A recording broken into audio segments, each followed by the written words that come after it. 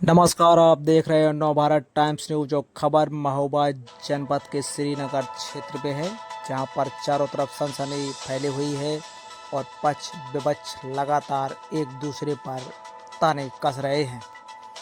इस खबर में आपको बता दें कि उत्तर प्रदेश के महोबा जिले में एक दर्दनाक सड़क हादसा हुआ है, जहां राजनीतिक और सामाजिक हलकों में सनसनी फैली है। लगातार पक्ष विपक्ष एक दूसरे पर तंज कस रहे हैं।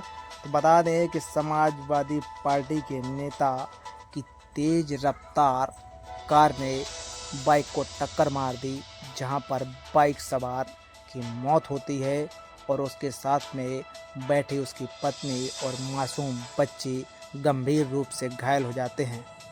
आपको बता दें कि श्रीनगर में संचालित ब्रह्मानंद एजुकेशन एकेडमी इंटर कॉलेज के प्रबंधक और समाजवादी के दिग्गज नेता विजय सिंह लोधी पर गंभीर आरोप लगाए जा रहे हैं।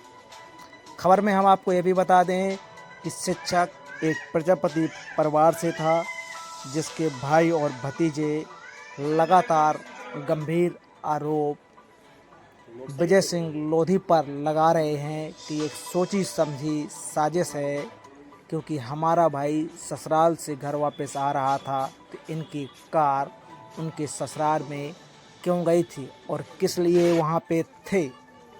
उन्होंने बताया कि हमारे भाई को कई बार विजय सिंह लोधी ने दबाव बनाया था कि आप अपनी प्राइवेट कोचिंग बंद कर दीजिए और हमारे विद्यालय में आपको पढ़ाना है, लेकिन हमारे भाई ने साफ तौर से मना कर दिया था कि मैं आपके विद्यालय में नहीं पढ़ाऊंगा। इसी के चलते विजय सिंह लोधी ने अपने मान सम्मान को, रुतबे को कम समझकर साफ धमकी दी थी कि यदि आप मेरे विद्यालय में नहीं पढ़ाएंगे तो मैं आपको देख लूँगा। और अंजाम यहाँ ये हुआ कि विजय सिंह लोधी की कार से हमारे भाई को टक्कर मारकर हत्या कर दी गई है। अब आपको बता दें कि रतिराम और अपनी पत्नी अश्विनी और 3 साल की बेटी बाइक से ससुराल घर लौट रहे थे, तभी तेज रफ्तार कार ने उन्हें टक्कर मारी और कार चालक मौके पर ही कार छोड़कर वहां से फरार हो गया।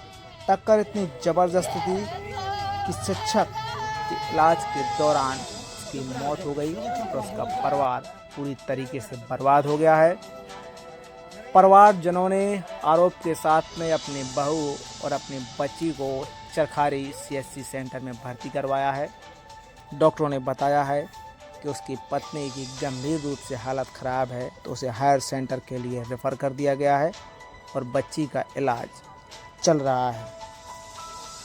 परिवार ने यह भी आरोप लगाए हैं कि समाजवादी के दिग्गज नेता काफ़ी दिनों से उनके परिवारजनों को धमकी देते आ रहे हैं कि यदि आप अपना ट्यूशन बंद नहीं करेंगे और हमारे विद्यालय में नहीं पढ़ाएंगे तो हम आपको देख लेंगे।